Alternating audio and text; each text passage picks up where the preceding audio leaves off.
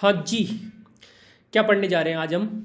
Inflation, national income, दोनों पढ़ने जा रहे हैं। इन्फ्लेशन मतलब मुद्रास्फीति। मुद्रास्फीति का मतलब क्या हुआ? मुद्रा, इसका संधि विच्छेद हम करें तो मुद्रा प्लस स्फीति। स्फीति का मतलब क्या होता है? प्रचुर मात्रा में कुछ होना, प्रचुरता होता है स्फीति का मतलब। ठीक है, तो जब मुद्रा प्रचुर मात्रा में हो जाती है तो उस फिनोमिना को हम इन्फ्लेशन या मुद्रास्फीति बोलते हैं। Now some of you are like, अरे अब भाई हिंदी संधि विच्छेद तो हम ही पढ़ लेंगे, तू इकोनॉमिक्स पढ़ाने आया, इकोनॉमिक्स पढ़ा।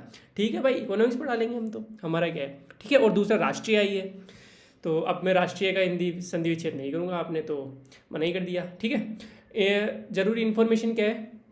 जरूरी इन्फॉर्मेशन है कि आपको एमसीक्यूज़ करने चाहिए। अभी सिर्फ 200 के आसपास लोग ही अटेम्प्ट कर रहे हैं, तो मेरे हिसाब से तो करने चाहिए, क्योंकि एमसीक्यू करने से आपका सही में रिवीजन होगा। तो होता क्या है कि जैसे ये लेक्चर पूरा हो गया, उसके बाद में आप वहाँ पे एमसीक्यूज डाल दिए जाते हैं @इकोनॉमिक एमसीक्यू चैनल पे, सर के चैनल पे भी है। तो ठीक है, फ्री में सब कुछ मिल रहा है, तो क्यों नहीं यूज़ कर रहे आप, तो कर लिया करो। ठीक है, और मैं अपना नाम बताना भूल गया, मैं नियोन हूँ और गौरव सर के इस फ्री इनिशिएटिव में आपका स्वागत है। ये हेडिंग गलत डली हुई है, ये अपन ने क्या क्या कवर कर लिया ये मैं बता देता हूँ आपको। Introduction, banking, physical monetary policy, budget, GST, ये सब कवर कर लिया था। आज हम क्या कवर कर लेंगे? Inflation plus national income. खत्म, मतलब इकोनॉमी का जो कोर पार्ट है जिससे डर लगता था वो खत्म हो गया। अब एक बार मुझे कमेंट करके बता दो आप, हालांकि आप नहीं करते लेकिन फिर भी मैं आपसे रिक्वेस्ट कर रहा हूँ कि कमेंट करके बता दो कि भाई डर कम हुआ या नहीं हुआ, चीज़ें समझ में आई या नहीं आई, थोड़ा इकोनॉमिक्स का ऐसा हुआ या नहीं हुआ कि यार इकोनॉमिक्स इज लाइक ना प्योर साइंस और प्योर आर्ट्स, मतलब चीज़ें सीधे सीधे इंटर रिलेटेड है। कुछ नहीं, पैसा लेना होता है, पैसा देना होता है, पैसे लेने देने के लिए कुछ कागज होते हैं, उनको बॉन्ड वगैरह बोल देते हैं या फिर शेयर्स होते हैं। ये सब बैंकिंग, उस बीच में इंटरमीडिएटरीज होते हैं, कुछ रेगुलेटरी बॉडीज होती है, यही तो पढ़ते आ रहे हैं अपन पिछले 4-5 दिन से। तो आई होप आपको चीज़ें क्लियर हुई होगी और आप इन लेक्चर्स को 4-5 बार देखोगे तो और ज़्यादा क्लियर हो जाएगी चीज़ें, जब आपके पास टाइम हो तो। ठीक है, अब जो सेकेंड वाला जो पार्ट है, ये चीज़ें याद करने की है मोस्टली। मतलब जैसे एग्रीकल्चर में ट्रेंड ही पढ़ना है अपने को कि एग्रीकल्चर का जीवीए में कितना % कंट्रीब्यूशन है, क्या क्या प्रॉब्लम चल रही है एग्रीकल्चर में, एग्रीकल्चर कोविड के टाइम पे भी पॉजिटिव था, क्यों था, ये सब थोड़ा है ना ट्रेंड। एग्रीकल्चर में कोई स्कीम्स वगैरह नहीं, जैसे अभी पीएम परिणाम स्कीम आई है, ठीक है, प्रधानमंत्री कृषि सिंचाई योजना, फसल बीमा योजना, ये सब चीज़ें होती है। तो ये तो कोई बड़ी बात नहीं है। आज हम जो मेजर चीज़ें वो आज हम खत्म कर देंगे, फिर इसके बारे में मैं देखता हूँ कैसे क्या प्रोसीड करना है अपने को। मेरी इंटरव्यू डेट भी आ गई है, तो फिर देखते हैं, है ना। अच्छा, एक कमेंट ये था कि सर पीवाईक्यूज डाल दिया करो ताकि हमें थोड़ा कॉन्फिडेंस रहे कि जो हम पढ़ रहे हैं वो कुछ एक्स्ट्रा लेवल का नहीं है या फिर ऐसा। बिल्कुल भी नहीं भाई, जैसा मैंने एक बार कमेंट भी किया था कि मैं पीवाईक्यूज और सिलेबस को तकिए के नीचे ही रखता हूँ। ठीक है, तो पीवाईक्यूज को देख के ही मैं पूरा कंटेंट मैंने डिजाइन किया है। पीवाईक्यूज में भी ट्रेंड को देखते हुए कंटेंट डिजाइन किया है कि यार कौन से टॉपिक से ज़्यादा क्वेश्चन आ रहे हैं। ठीक है, फॉर एग्जाम्पल जैसे आज हम पढ़ने जा रहे हैं तो इंडेक्स ऑफ इंडस्ट्रियल प्रोडक्शन, पिछली बार क्वेश्चन आया था कि कौन सा इनमें से कंपोनेंट नहीं है। ठीक है, तो अब मैंने इंडेक्स ऑफ इंडस्ट्रियल प्रोडक्शन को थोड़ा और ज़्यादा अच्छे से कवर करवा दिया कि किसका क्या वेटेज है। जैसे net national product at market price NNP MP, ये 2021 में RS 2021 में क्वेश्चन आया हुआ है, तो मैंने अच्छे से इसको कवर करवा दिया कि नेट नेशनल प्रोडक्ट क्या होता है, GNP क्या होता है, GDP क्या होता है, पर्सनल इनकम क्या होती है, नेशनल इनकम क्या होती है, क्योंकि उनसे सवाल, क्योंकि ये जहाँ से क्वेश्चन उठा है वहाँ के जो आसपास का कंटेंट है वो सारा मैंने कवर कर लिया है। ठीक है, तो बेस ईयर, जैसे तो बेस ईयर मैंने सबका बता दिया है किस किस का, जैसे WPI का बेस ईयर क्या है, जैसे ये तो GDP का पूछ रहा है, WPI का क्या है, CPI का बेस ईयर क्या है, ये सब मैंने कवर कर लिए हैं। ठीक है, GST वगैरह देखो, ये सारे क्वेश्चन। अब जैसे which of the following has been kept out of the purview of GST, मैंने कल आपको GST में अच्छे से समझा ही दिया था कि कौन कौन नहीं। देखो, एल्कोहल फॉर ह्यूमन कंजम्पशन, ये टिक करके आ जाओ आप। इलेक्ट्रिसिटी है, पेट्रोलियम प्रोडक्ट्स है, घी है, समझ रहे हो आप, केप्ट अंडर द परव्यू। इसमें घी होगा ना। ठीक है, ये तीनों तो मैंने बता ही दिए थे कि ये नहीं है। ठीक है, तो the most volatile part of the organise part, ये सब मैंने बता दिया है। वोलेटाइल मनी मार्केट का पार्ट, ये सब बता दिया। Which of the following is not included in the revenue capital, सारा समझा दिया है मैंने आपको। आप अच्छे से दिमाग लगा लोगे, कोई दिक्कत नहीं है। ठीक है, आगे चलते हैं भाई। टाइप्स ऑफ इन्फ्लेशन, मुद्रास्फीति के प्रकार, मुद्रास्फीति बता ही दिया है। तो इन्फ्लेशन क्या होता है? Is the rise in the general level of prices of the goods and services in an economy over a period of time. ठीक है, तो मुद्रास्फीति होता क्या है? मतलब गुड्स और सर्विसेज, इनकी जो कीमत में जो वृद्धि हो रही है टाइम के साथ, उसे ही इन्फ्लेशन बोलते हैं। ठीक है, डिफ्लेशन क्या होता है? इसका उल्टा। ठीक है, कि किसी चीज़ की कीमत में यदि घटोती हो रही है ठीक है, कम हो रही है उसकी कीमत, उसे डिफ्लेशन या अपस्फीति बोलते हैं। ठीक है, और डिसइन्फ्लेशन, अविस्फीति किसे बोलते हैं? अब जैसे ये दोनों तो सबको पता होता है। ठीक है, तो इनमें क्या है, जो इन्फ्लेशन रेट यदि 0% से कम हो गई, -5% हो गई, तो ठीक है, ये हो जाएगा अपस्फीति या डिफ्लेशन, की कम हो गई कीमत। यदि ज़्यादा है, मान लो 5%, 10% है, तो वो हो जाएगा इन्फ्लेशन। लेकिन इन्फ्लेशन की रेट धीरे धीरे कम हो रही है, उसे डिसइन्फ्लेशन बोलते हैं। अब ये थोड़ा सा टिपिकल कंसेप्ट है भाई। रेट अभी भी 0 से ज़्यादा ही होगी, लेकिन देखो होता क्या है, मान लो इस एग्जाम्पल से मैं आपको समझाता हूँ। ये एक सब्जियों की बास्केट है, जिसमें ये पालक है मस्त वाला हरा हरा, और इसमें ये सलगम वगैरह आलू वाला सब कुछ पड़े हुए हैं। अब ये आज मान लो 2023 के अंदर 10 रुपये की आ रही है ये टोकरी। ठीक है, इसमें टमाटर नहीं है भाई साहब, टमाटर अफोर्ड नहीं कर सकती है टोकरी। ठीक है, तो 2023 में 10 रुपये की आ रही है। अब ये 2024 के अंदर मान लो 30 रुपये की आ रही है। ठीक है, 3 नोट की। तो ये इन्फ्लेशन हुआ कि ये बढ़ गया 200% से, 10 में 20 जोड़ेंगे तो 30 हो जाएगा ना, तो 200% से बढ़ गया, या फिर बोल सकते हैं कि 300% हो गया। ठीक है, वो अपने मैथ का काम है, वो आप छोड़ दो, तो ये इन्फ्लेशन होगा। ठीक है, लेकिन यदि ये 2024 में 5 रुपये की आने लग जाए एक साल बाद में, तो ये डिफ्लेशन हो गया, इसकी जो कीमत में कम हो गई। ठीक है, तो ये डिफ्लेशन हो गया। लेकिन डिसइन्फ्लेशन क्या होता है कि एक तो बड़ी 10 से लेकर 30 रुपये हो गई, एक 30 से लेकर 40 रुपये हुई अगले साल 2024 और 2025 में। तो एक बात बताओ मुझे, जब 2023 से 2024 में गया तो इन्फ्लेशन कितना परसेंट हुआ? 200%। ठीक है, 200% से बढ़ गया है। लेकिन जब 2024 से 2025 पे गए तो कितना परसेंट हुआ? 33% ही। मतलब मैं जब कैलकुलेट करूंगा 40 - 30 डिवाइड बाई 30 × 100। ठीक है, तो ये 33% हुआ ना। मतलब यहाँ पे सिर्फ 33% बढ़ा तो है अभी भी कीमत। तो डिस इन्फ्लेशन में कीमत घटती नहीं है, ध्यान रखना। इन्फ्लेशन बढ़ने की रेट कम हो जाती है। पहले बहुत खतरनाक तरीके से बढ़ रही थी कीमत, अब धीरे धीरे बढ़ रही है। बढ़ तो रही है, 0% से तभी भी ज़्यादा है, 33% है देखो, लेकिन 200 से 33 हो गई। यही 200 से यदि 300 हो जाती तो इसको फिर अपन क्या बोल देते हैं? इन्फ्लेशन बोल देते हैं। लेकिन ये 200 से अभी 100, 33, 20, 0 तक या 1 तक भी रही तो भी ठीक है। ठीक है, 0 हो गई तो 0 से नीचे हो गई तो डिफ्लेशन। समझ में आ गया? मैं एक बार फटाफट बोल देता हूँ। जब कीमत बढ़ रही है तो इन्फ्लेशन, कीमत घट रही है तो डिफ्लेशन, और कीमत धीरे धीरे जो पहले जितनी स्पीड से बढ़ रही थी उतनी स्पीड से नहीं बढ़ रही तो डिस्फ्लेशन। ठीक है, ये समझ में आ गया होगा आपको। नहीं समझ में आया तो आप रिवाइंड कर लो वीडियो को। अब इन्फ्लेशन कितने टाइप के होते हैं? देखो भाई, एक इंडेक्स, आप डिवीजन अलग अलग कर दिया है। एक तो पढ़ लेते हैं अपन, डिमांड पुल इन्फ्लेशन। आप देखो, मैं ये जो पिक्चर्स वगैरह लगाता हूँ, ये चित्र वगैरह लगाता हूँ, ये ताकि आप बाद में रिवाइज करो इन स्लाइड्स वगैरह को, तो आपको पता लग जाएगी। देखो, डिमांड पुल इन्फ्लेशन मतलब यहाँ पे मैं 10 रुपये का नोट, मतलब लोगों के पास पैसा ज़्यादा है। कॉस्ट पुश इन्फ्लेशन, लागत जनित, मतलब लागत बढ़ गई प्रोडक्शन की, मतलब क्रूड ऑयल वगैरह महंगा हो गया। मैं आगे एग्जाम्पल दूंगा। स्टैगफ्लेशन मतलब देखो, कछुआ मैंने यहाँ पे लगाया है, अच्छे से दिखा देता हूँ कछुए को। ये कछुआ मैंने यहाँ लगाया, मतलब धीरे धीरे इकोनॉमी बढ़ रही है और इन्फ्लेशन भी है। ठीक है, तो अब ये अपन समझते हैं। तो सबसे पहले तो इंडेक्स के रूप में यदि मैं इसको विभाजित करूँ तो जैसे होता है CPI, उपभोक्ता मूल्य सूचकांक, WPI, थोक मूल्य सूचकांक, या GDP डिफ्लेटर, सकल घरेलू उत्पाद अविस्फीति। ठीक है, ये इंडेक्स के हिसाब से, तो ये आगे अपन पढ़ेंगे। डिमांड पुल इन्फ्लेशन क्या होता है? देखो भाई, लोगों के हाथ में पैसा हो गया मान लो, तो लोग तो भागेंगे चीज़ें खरीदने। इकोनॉमी में तो अपन पढ़ी 5 दिन से यही रहे कि ज़्यादा पैसा हो गया तो लोग खरीदने भागेंगे, कार खरीदने भागेंगे। मान लो पहले 2 कार पड़ी थी, कोई खरीदने वाला ही नहीं था, तो वो कार 8-8 लाख रुपए की थी। अब शोरूम के बाहर जाके 10 लोगों की लाइन लग गई कि मुझे चाहिए, मेरे पास भी पैसा है, मेरे पास भी पैसा है। तो अब शोरूम वाला क्या करेगा? इसको 10 लाख रुपए कर देगा। अब तो 5 लोग तो यहीं से कट लेंगे, यार 10 लाख में तो नहीं खरीदेंगे हम। फिर 5 लोग लड़ रहे हैं तो फिर शोरूम वाला उसको 12 लाख कर देगा। तो इस तरीके से अब कार की कीमत 8 लाख से 12 लाख होगी ना, मतलब इन्फ्लेशन बढ़ रहा है। तो लोगों के पास पैसा ज़्यादा होता है तो डिमांड बढ़ती है, और इकोनॉमी में क्या है? डिमांड बढ़ गई तो भाव बढ़ गए भाई साहब। इकोनॉमी क्या है? तो जनरल लाइफ में भी यही होता है। तो demand pull inflation, prices are rising because people have excess money. अब किसी भी तरीके से हो सकता है, जैसे गवर्नमेंट ने लोन वेवर कर दिया, लोन में छूट दे दी, तो लोगों के पास पहले तो लोन चुकाते वो, अब लोन छूट दे दी तो फिर क्या हुआ? जैसे ही लोन में छूट दी तो लोगों के पास पैसा ज़्यादा हुआ तो खरीदेंगे। रेपो रेट को कम कर दिया, रेपो रेट को जैसे ही कम किया लोगों को सस्ता लोन मिलेगा, तो जब पैसा ज़्यादा हुआ तो डिमांड पुल इन्फ्लेशन आ गया। जिस भी तरीके से पैसा लोगों के हाथ में आ रहा है तो वो इन्फ्लेशन बढ़ाएगा। कॉस्ट पुश इन्फ्लेशन किसे बोलते हैं? यार, ये जो कार बनी थी ना, मान लो कार की बनाने की लागत में ही पैसा ज़्यादा खर्च हो रहा है, तो भी तो 8 लाख से 10 लाख रुपए की बेचेगा वो। कि मान लो पहले कार के उसने टायर असेंबल किए, कार का स्टील लाया कार के लिए, कार में बैटरी लगाई, कार में कुछ सॉफ्टवेयर्स लगाए। ठीक है, अत्याधुनिक कार है। अब मान लो सॉफ्टवेयर महंगा हो गया, बैटरी की कीमत महंगी हो गई, तो भी तो कार महंगी हो सकती है।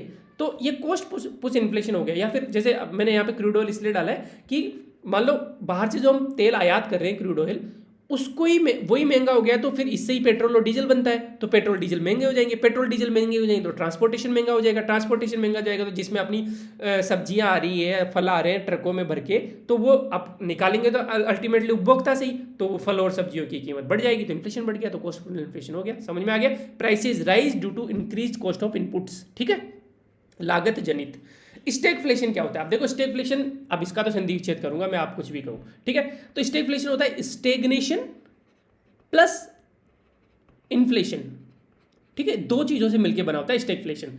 मतलब स्टेग्नेशन मतलब रुकावट हो गई, इकोनॉमी भी नहीं बढ़ रही और इन्फ्लेशन भी है। अब देखो ये बहुत टिपिकल सिचुएशन है। यूजुअली क्या होता है कि इकोनॉमी जब बहुत अच्छी चल रही होती है, इकोनॉमी बूम आया हुआ रहता है, तो इन्फ्लेशन बढ़ता है, क्योंकि इकोनॉमी बूम आया तो लोगों के पास पैसा है, खूब एम्प्लॉयमेंट है, रोजगार है, फैक्ट्रियां धड़ाधड़ी से चल रही है, तो लोगों के पास खूब पैसा है। जब फैक्ट्रियां चल रही है तो लोगों को रोजगार मिलेगा, रोजगार मिलेगा तो पैसे मिलेंगे वेज के रूप में, वेतन के रूप में, तो वो खर्च करेंगे, तो इन्फ्लेशन बढ़ जाता है। लेकिन ये ऐसी सिचुएशन है जब इकोनॉमी भी ढंग से नहीं चल रही और फिर भी इन्फ्लेशन ज़्यादा है। फॉर एग्जाम्पल किस कारण हो सकता है? यार मानसून ही फेल हो गया मान लो, ठीक है, तो मानसून फेल हो गया तो प्राइसेस बढ़ेगी फूड वगैरह की, ठीक है, और एग्रीकल्चर का जो जीवीए में जो योगदान है वो भी घट गया, तो इकोनॉमी भी डाउन हो जाएगी। तो इस तरीके से मान लो कोविड वगैरह हो गया, कोविड के टाइम दोनों चीज़ें हो रही थी। कोविड के टाइम क्या हो रहा था? इकोनॉमी भी स्टेगनेंट थी, ठीक है, डाउन जाती जा रही थी। पता है ना आपको, माइनस कितनी हो गई थी 2020-21 की यदि जीडीपी की हम बात करें तो माइनस में चली गई थी, माइनस आई थिंक 7%, ठीक है, हाँ लगभग -7% चली गई थी। और इन्फ्लेशन तो बढ़ ही गया था, आपको पता है ना, तो सरसों वरसों के तेल के भाव कहाँ पहुँच गए थे। तो अब ये टिपिकल कंडीशन क्यों है? क्योंकि आरबीआई को दिक्कत हो जाती है भाई इसमें। आरबीआई बोलता है कि अगर हम करें तो करें क्या, बोले तो बोले क्या, क्योंकि आरबीआई क्या करता है, मैंने पढ़ाया था आपको मॉनेटरी पॉलिसी में, जैसे ही इन्फ्लेशन ज़्यादा होता है वो रेपो रेट को बढ़ा देता है। इन्फ्लेशन को 2 से लेकर 6% के ब्रैकेट के अंदर रखने के लिए सीपीआई वाला इन्फ्लेशन होता ही है, ठीक है। अब पहले तो खुशी खुशी आरबीआई जब इकोनॉमिक बूम आ रहा था और उसके कारण जो इन्फ्लेशन मान लो 7% हो गया था, तो आरबीआई रेपो रेट बढ़ा देगा, लोगों के पास पैसा कम होगा तो 5% आ गया, तो ठीक है। लेकिन अब यहाँ दिक्कत ये हो रही है कि रेपो रेट बढ़ाएंगे तो इकोनॉमिक एक्टिविटी तो पहले ही ढंग से नहीं चल रही स्टैगफ्लेशन में, और रेपो रेट बढ़ा दी तो लोगों के पास लोन नहीं है, उद्योगों के पास पैसा नहीं है, तो फिर इकोनॉमिक एक्टिविटी डाउन जाएगी। तो आरबीआई डिलेमा में आ जाता है कि यार रेपो रेट बढ़ाऊं इन्फ्लेशन को कम करने के लिए, तो जीडीपी डाउन जाती है, करूं क्या मैं, ठीक है। तो स्टैगफ्लेशन, पूरी स्टोरी मैंने बता दी। स्टैगफ्लेशन क्या होता है? परसिस्टेंट हाई इन्फ्लेशन, मुद्रास्फीति ज्यादा है, हाई अनएम्प्लॉयमेंट क्योंकि इकोनॉमी चल ही नहीं रही, और लो ग्रोथ, वो इकोनॉमी नहीं चल रही, ठीक है। अच्छा, और इन्फ्लेशन कैसे हो सकता है? मॉनेटरी पॉलिसी या फिर आरबीआई मान लो धड़ाधड़ी से पैसा छाप रहा है। मैंने क्या बोला था? पैसा छाप रहा है तो पैसा ज़्यादा हो गया मार्केट में, और जो चीज़ ज़्यादा होती है उसकी कीमत कम होती है, सिंपल सी बात है, ये तो लाइफ का ही रूल है, तो इसलिए भी इन्फ्लेशन हो जाता है, ठीक है। मतलब कीमत किसकी कम हुई? रुपये की कीमत कम हुई ना, जो चीज़ पहले 5 रुपये में आ रही थी वो 10 रुपये की आने लग गई, रुपये की कीमत डाउन हो गई, ठीक है, तो इसलिए इन्फ्लेशन हो गया। समझ में आ गई ये पूरी स्लाइड? आगे चलें, बिल्कुल। अच्छा, एक हेडलाइन इन्फ्लेशन होता है, मान लो कोई भी कोर इन्फ्लेशन हो, चाहे वो सीपीआई हो चाहे डब्ल्यूपीआई हो, उसमें से फूड और फ्यूल का इन्फ्लेशन हम घटा देंगे तो वो हेडलाइन इन्फ्लेशन हो जाएगा। जैसे हम क्या करते थे, फिस्कल डिफिसिट के बाद में प्राइमरी डिफिसिट हम कैलकुलेट करते थे, या फिर रेवेन्यू डिफिसिट के बाद में इफेक्टिव रेवेन्यू डिफिसिट कैलकुलेट करते थे। इफेक्टिव रेवेन्यू डिफिसिट याद है आपको? रेवेन्यू डिफिसिट में हम क्या घटा देते थे कि जो चीज, जो ग्रांट कैपिटल असेट क्रिएट कर रही है उनको घटा देते हैं ताकि प्योर निकले। वैसे ही यहाँ पे हेडलाइन इन्फ्लेशन में भी कोर इन्फ्लेशन में से, टोटल इन्फ्लेशन में से फूड और फ्यूल को घटा देते हैं। क्यों घटा देते हैं? क्योंकि जैसे आरबीआई जब मॉनेटरी पॉलिसी बना रहा है, फूड और जो फ्यूल जो इन्फ्लेशन होते हैं बहुत वो होते हैं, वोलेटाइल होते हैं, और आई वुड से कि बहुत फ्लक्चुएट करते हैं बहुत कम टाइम में ही। जैसे मान लो टमाटर है, और टमाटर भी 280 रुपये किलो का हो रहा है, कभी कभी टमाटर 2 रुपये का भी हो जाएगा। मैं बताऊंगा आपको, देखना कभी, आज के 6 महीने बाद में देख लेना, लोग फेंकते हैं। तो कभी ऐसा कार में हुआ है कि आज थार, मुझे पता नहीं थार कितने की आती है, शायद 18-20 लाख की आती होगी, तो मान लो आज थार 18 लाख की आ रही है। कभी ऐसा हुआ है कि 2 लाख की आने लग जाए? लेकिन ऐसा इनमें होता है, फूड वगैरह में, है ना। और फ्यूल में भी होता है। फ्यूल में जो मान लो भयंकर वॉर छिड़ गई मिडल ईस्ट में, या फिर जहाँ से हम यूक्रेन वगैरह रशिया से इंपोर्ट कर रहे हैं, तो फ्यूल इन्फ्लेशन बहुत ज़्यादा हाई होता है। तो इनको हटाने से असली सिचुएशन पता लगती है कि इकोनॉमी में कुछ गड़बड़ तो नहीं है ना सच में। फूल और फ्यूड से जो इन्फ्लेशन होता है वो तो टेम्परेरी होता है कि मानसून के कारण हो गया या कहीं वॉर हो गई, लेकिन इनको हटाने के बाद में जो हेडलाइन इन्फ्लेशन देखते हैं, यदि ये भी इतने, फिर भी इतने फ्लक्चुएट हो रहा है, फिर तो भाई इकोनॉमी में ही प्रॉब्लम है, फिर तो कुछ ना कुछ करना पड़ेगा। तो इसको हटा के इसलिए हम देखते हैं, ठीक है। बाकी कोर में तो सारे सब कुछ इंक्लूड होते हैं, या फिर आगे पढ़ेंगे। अब पहला आता है कंज्यूमर प्राइस इंडेक्स, सीपीआई, उपभोक्ता कीमत सूचकांक। देखो भाई सिंपल सी बात है, जो आरबीआई यूज करता है ना रेपो रेट को डिसाइड करने के लिए, कम करें ज़्यादा करें या वहीं पे रखें, वो सीपीआई को यूज करता है। गवर्नमेंट ने मैंडेट कर रखा है कि 2 से लेकर 6% के बीच में होना चाहिए। मैंने बताया था ना आपको 4 ± 2%, ठीक है। 6% से ज़्यादा हुआ तो रिपोर्ट बढ़ा देगा, 2% से कम हुआ तो रिपोर्ट घटा देगा, ठीक है। तो ये हो गया साहब। अब सीपीआई भी बहुत टाइप के होते हैं, CPI rural, CPI urban, CPI all India. RBI कौन सा यूज करता है? CPI all India. अब एक चीज याद रखना कि ये जो CPI rural, urban, all India और फूड प्राइस इंडेक्स, ये अलग अलग नाम है सीपीआई के। जैसे वहां पे जाके सर्वे करेंगे ना ग्रामीण क्षेत्र में, तो सीपीआई रूरल निकल के आएगा। शहरी क्षेत्रों में जाके, अच्छा सीपीआई कैलकुलेट कैसे करते हैं? अरे ये जो डिपार्टमेंट है एनएसओ, नेशनल स्टैटिस्टिकल ऑफिस, राष्ट्रीय सांख्यिकी कार्यालय, मोस्पी के अंदर, ministry of statistics and programme implementation, इसके अंदर एक डिपार्टमेंट है ये क्या करता है? सर्वे करता है जा जाके कि भाई आज ये पालक कितने का आ रहा है। एक बास्केट होती है, उसमें बहुत सारी चीज़ें होती है, उनका जा जाके सर्वे करता है वो, और हर महीने निकलता है, ध्यान रखना ही, हर महीने निकलता है। कैसे भी करके सर्वे करके वो निकाल देता है कि टोटल एवरेज इतना आ रहा है भाई, ठीक है। तो जब ग्रामीण एरिया में सर्वे करें तो सीपीआई रूरल निकलेगा, जब शहरी एरिया में करें तो सीपीआई अर्बन निकलेगा, ऑल इंडिया दोनों को मिला के करें तो सीपीआई ऑल इंडिया निकलेगा। और सिर्फ फूड का जाके कर रहे हैं, क्योंकि इसमें तो बहुत सारे आइटम्स होते हैं, इसमें तो आपका टूथपेस्ट भी होगा, ठीक है, इसमें तो सर्विसेज भी होगी। सर्विसेज मतलब जैसे एजुकेशन सर्विस हो गई, आईटी सर्विस हो गई, उनका इन्फ्लेशन भी काउंट होगा, लेकिन यहाँ पे फूड प्राइस इंडेक्स अलग से निकलता है। अब एक इंपॉर्टेंट बात, इन सबका बेस ईयर 2012 है, ठीक है, CPI rural, urban, all India और फूड इंडेक्स का। लेकिन जो लेबर ब्यूरो है, अब कभी भी इंडस्ट्रियल आ जाए, वर्कर आ जाए, लेबर आ जाए, एग्रीकल्चर लेबर आ गया, वेज आ गया, तो आप एग्जाम में क्वेश्चन कैसे आएगा पता है कि कौन सा मिनिस्ट्री या कौन सा डिपार्टमेंट सीपीआई इंडस्ट्रियल वर्कर निकालता है, ठीक है, हर महीने। तो उसमें एक ऑप्शन आएगा मोस्पी, नहीं मोस्पी तो ये निकालता है, ठीक है, एनएसओ तो ये निकालता है, रूरल, अर्बन, ऑल इंडिया और फूड वाला। जब भी कभी भी इंडस्ट्रियल वर्कर आ जाए, रूरल लेबरर आ जाए, एग्रीकल्चर लेबरर आ जाए, वेज रेट आ जाए, तो इसको कौन निकालता है? लेबर ब्यूरो, जो कोई शिमला में है, ठीक है, शिमला में लेबर मिनिस्ट्री के अंदर, ठीक है। और इनका अलग अलग है बेस ईयर। अब यार ये याद कर सको तो ठीक है, नहीं तो आप तो 2012 याद रखना सीपीआई का, मेन ये है। बाकी इंडस्ट्रियल वर्कर का 2016 है, और ये जो रूरल और एग्रीकल्चर लेबर है इनका 1986, ये रिवाइज ही नहीं किए गए यार, बहुत पुराने ही है एग्रीकल्चर लेबर वाले ना। और वेज का 2016 है, ठीक है। अब एक बार ट्रेंड देख लेते हैं अपन। अब देखो पिछले साल 2022 में अपन देखें तो जनवरी से लेकर नवंबर दिसंबर तक लगभग 6% से ऊपर ही रहा है भाई। देखो जनवरी ये 6.6.957777, एक नवंबर में जाके 6 से कम हुआ है। और आरबीआई को क्या निर्देश दिए गए कि भाई 6% से नीचे रखना है, तो आरबीआई फेल हो गया है मतलब कुल मिला के। लेकिन ठीक है, वो कोशिश कर रहे हैं, रेपो रेट को बढ़ाया भी था उन्होंने। और फिर अभी लेटेस्ट जो डेटा मुझे याद आ रहा है, अभी शायद क्योंकि हर महीने निकलता है ना, तो जून का शायद आया है, अभी जुलाई का आया नहीं है, अगस्त तो चल ही रहा है, तो जून का जो आया है वो शायद 4.8% है, ठीक है। तो अभी कंट्रोल में है, चिल है। और ये नहीं पूछेगा, डोंट वरी अबाउट दैट। ये जरूर पूछ सकता है भाई, जैसे आईआईपी में पूछा था कि कौन कौन से वो होते हैं, जैसे वेटेज यहाँ पे पूछ सकता है कि सीपीआई में बहुत, अब सीपीआई की जो बास्केट है, जो सीपीआई की जो बकेट है, जो बाल्टी है, उसमें बहुत सारे आइटम पड़े हुए हैं। अब हर आइटम का अलग अलग वेटेज दिया हुआ है कि इस आइटम को हम इतना वेटेज देंगे, इस आइटम को इतना वेटेज देंगे, कैलकुलेट करने में। वो मैथमेटिकल कैलकुलेशन हम नहीं जाएंगे, बस ये याद रखना कि फूड एंड बेवरेजेज है, जो खाद्य और पेय पदार्थ है, उनको सबसे ज़्यादा वेटेज दिया हुआ है। ये ब्रैकेट उल्टा लग गया है, इसको ऐसे लगा देते हैं। तो फूड एंड बेवरेजेस को लगभग 46% वेटेज दिया हुआ है, ये याद रख लेना भाई, ठीक है। फूड एंड बेवरेजेस के बाद में हाउसिंग है, हाउसिंग के बाद में ट्रांसपोर्टेशन है, ट्रांसपोर्टेशन के बाद में फ्यूल एंड लाइट है, लाइट के बाद में क्लोथिंग है। तो ये क्रम याद रख लो, और ये याद रख लेना कि फूड एंड बेवरेजेस को हाईएस्ट है। हालांकि आरएस में क्रम भी नहीं पूछेगा, वो फूड एंड बेवरेजेस तक ही रह जाएगा कि 46% है लगभग, ठीक है। अब आते हैं डब्ल्यूपीआई। अंतर क्या है डब्ल्यूपीआई और सीपीआई में? एक तो सीपीआई क्या करता है, ऊपर वाला गुड्स एंड सर्विसेज दोनों लेता है। मैंने क्या एग्जांपल दिया था कि जैसे एजुकेशन सर्विस भी ये ले लेगा, आईटी सर्विस भी ये ले लेगा, उसमें उनमें क्या चल रहा है। डब्ल्यूपीआई थोक मूल्य, थोक में चीजें पड़ी रहती है ना, तो वो सिर्फ गुड्स को लेता ही है, ठीक है। ये नोट सर्विसेज, सॉरी यहाँ पे गलत हो गया, इसको मैं सही कर दूंगा, ठीक है, जब आपको पीपीटी दूंगा तब। तो सर्विसेज नहीं लेता, ये सिर्फ गुड्स लेता है, ठीक है। इसका बेस ईयर 2011-12 है, उसका 12 था, इसका 2011-12 है।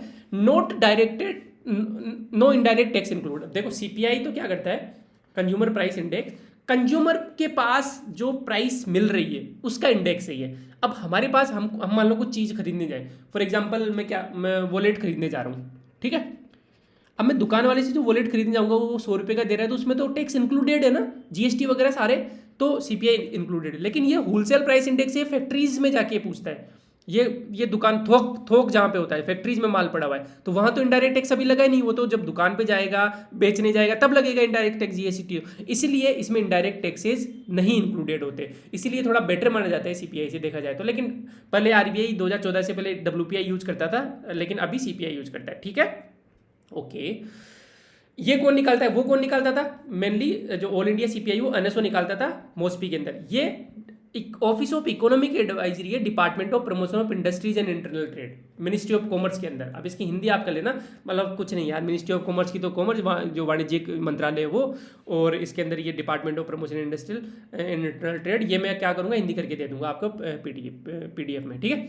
और ये हर महीने निकलता है जैसे सीपीआई निकलता है। इसमें 697 आइटम्स है, ये आरएस में पूछा जा सकता है भाई कि डब्ल्यूपीआई में कितने आइटम्स है, 697, ठीक है, 700 से 3 कम। ओके, अब ग्रुपिंग्स की है अलग अलग, ठीक है, अलग अलग सेक्टर्स की। तो जैसे यहाँ पे सबसे ज़्यादा फूड एंड बेवरेजेस को था, यहाँ पे 3 ग्रुप में बांट दिया गया सारे आइटम्स को, जो डब्ल्यूपीआई की जो बकेट में आइटम पड़े थे उनको 3 ग्रुप में बांट दिया गया। पहला मैन्युफैक्चर्ड प्रोडक्ट्स, दूसरा प्राइमरी आर्टिकल्स, तीसरा फ्यूल एंड पावर, ठीक है। तो सबसे आपको याद क्या करना है, एक तो 3 आर्टिकल है, वो 3 ग्रुप से, वो ये पूछेगा कि which of the following group is not under WPI, जैसे मैन्युफैक्चरिंग, प्राइमरी, फ्यूल और एक कुछ और दे देगा, तो ये ध्यान रखना, ठीक है। तो मैन्युफैक्चरिंग में कुछ भी यार, जैसे टूथपेस्ट हो गया, कुछ भी ले लो यार, मैन्युफैक्चरिंग में हैंडीक्राफ्ट ले लो, कुछ भी ले लो, तो मैन्युफैक्चर्ड प्रोडक्ट्स 64%। अब मैन्युफैक्चरिंग तो दुनिया भर की चीजें होती है, तो ऑफकोर्स सबसे ज्यादा वेटेज इसी को होगा। प्राइमरी आर्टिकल्स जो जिन पे कोई छेड़छाड़ नहीं की गई, बस वो एक्सट्रैक्ट किए गए, निकाले गए, जैसे क्रूड ऑयल हो गया, ठीक है, क्रूड ऑयल उसको बस निकाल लिया वहां से, प्राइमरी है। मिनरल्स हो गए, और ठीक है, ओर्स एंड मिनरल्स हो गए, मतलब उनको निकाला है बस, प्राइमरी है, उनमें कोई प्रोसेसिंग नहीं की गई, तो सेकंड नंबर पे। और फ्यूल एंड पावर, जैसे अब पेट्रोल एंड डीजल, अब इसको क्रूड ऑयल को जब हम प्रोसेस कर लेंगे तो पेट्रोल एंड डीजल आ जाएगा, तो फ्यूल एंड पावर को सबसे कम दिया गया। अरे ये हटाना भूल गए हम, ठीक है, कोई नहीं, मैं कर दूंगा इनको सही, ठीक है। तो समझ में आ गया, manufactured products, primary articles and fuel and power. आगे चलते हैं, और यदि इनमें, अब इनमें से भी जैसे मैन्युफैक्चर्ड प्रोडक्ट में कुछ बिस्किट भी तो बना रहा होगा कोई, ठीक है, कुछ कोका कोला भी बना रहा होगा, तो ये फूड एंड बेवरेजेज हो गए। प्राइमरी आर्टिकल्स में भी कुछ ऐसे जैसे सीधा सीधा क्रॉप्स हो गए, तो इनमें यदि अंदर से निकाल निकाल के देखें तो फूड का जो वो है 24% आता है। लेकिन ये काम का नहीं है, अपने को ये काम की चीज़ पता है क्या है, कि डब्ल्यूपीआई में या फिर सीपीआई में किस में फूड का ज़्यादा कंपोनेंट है, या फूड का ज़्यादा वेटेज दिया गया फूड को, किस में दिया गया, सीपीआई को, क्योंकि सीपीआई में तो आपने देखा है था अभी 46% है, इसमें तो डब्ल्यूपीआई में तो 24% ही है, ठीक है। आगे चलते हैं, दूसरे सूचकांक और कौन कौन से होते हैं, औद्योगिक IIP, index of industrial production, ठीक है, औद्योगिक उत्पादन सूचकांक। ये अब क्योंकि पिछले साल क्वेश्चन पूछा था कि जो इंडेक्स ऑफ इंडस्ट्रियल प्रोडक्शन में 8 कोर इंडस्ट्री में कौन कौन सी है, तो बाकी भी पूछ सकता है। तो ये कौन निकालता है, एनएसओ निकालता है, मॉस्पी वाला, जो सीपीआई निकालता है वही निकालता है, ठीक है। ये भी हर महीने होता है। तो सारे जितने भी 3 इंडेक्स अपन ने पढ़े थे तीनों महीने में, इसका बेस ईयर 2011 है, सीपीआई का 2012 था, और डब्ल्यूपीआई का 2011-12 है, ठीक है। इसमें ये अब आपको याद हो जाए तो ठीक है यार, ये कि सबसे ज़्यादा वेटेज प्राइमरी गुड्स को है, ठीक है, वही प्राइमरी गुड्स जो सीधे निकाले जाते हैं। इंटरमीडिएट गुड्स जो कि कहीं काम आते हैं, जैसे स्टील है, इंटरमीडिएट गुड है, स्टील का खुद का थोड़ा ना यूज होता है कुछ, कहीं ना कहीं काम ही तो आती है, जैसे घर बनाने में काम आ गई, स्टोव बनाने में काम आ गई, कार बनाने में काम आ गई, या फिर डायरेक्ट यूज नहीं होता, ठीक है।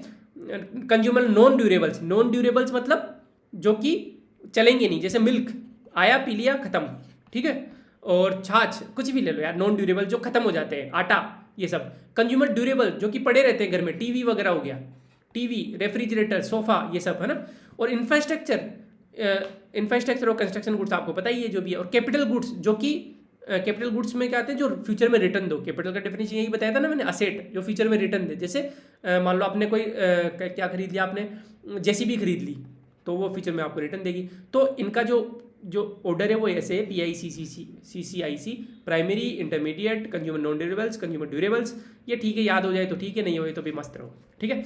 और इसमें भी 3 है, जैसे WPI में 3 थे, मैन्युफैक्चरिंग, प्राइमरी और फ्यूल। अब ये तो याद करने ही करने अपने को, WPI के 3 याद करने, इसके ये 3 याद करने, 3 मैन्युफैक्चरिंग, माइनिंग और इलेक्ट्रिसिटी। देखो सेम ही है, मैन्युफैक्चरिंग, प्राइमरी वही माइनिंग एक पार्ट हो गया एक तरीके से, और फ्यूल इलेक्ट्रिसिटी, मतलब इधर वही तो है, पावर इलेक्ट्रिसिटी हो गया, तो एक तरीके से सेम ही है। क्योंकि WPI भी तो थोक में ही करता है, और ये इंडस्ट्रीज का करता है, तो लगभग सेम ही है ना। तो मैन्युफैक्चरिंग, माइनिंग, इलेक्ट्रिसिटी हो गया। ये पिछले वाला उसका कॉपी रह गया है, ठीक है, मैं हटा दूंगा ये आपको, ठीक है, इस पे ध्यान मत दो आप। इंडेक्स ऑफ, अब ये जो पिछली बार क्वेश्चन आया था कि index of eight core industry में कौन कौन से, ये 8 है, refinery product, electricity, steel, coal, crude oil, natural gas, cement और फर्टिलाइजर, ठीक है, ये 8 है।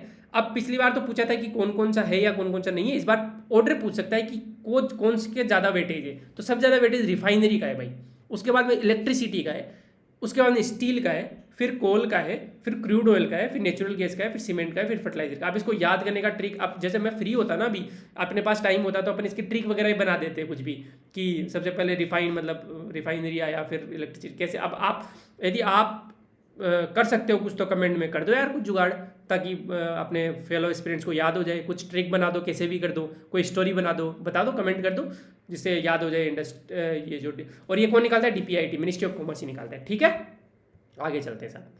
अब इम्पैक्ट ऑफ इन्फ्लेशन, अब यार आप ना मेरे स्टूडेंट हो, तो मैं अब आपको स्पून फीडिंग तो नहीं करूंगा। There is a famous English proverb that give a man fish and he will be hungry tomorrow, but teach him how to fish and he will be, you feed him for life time.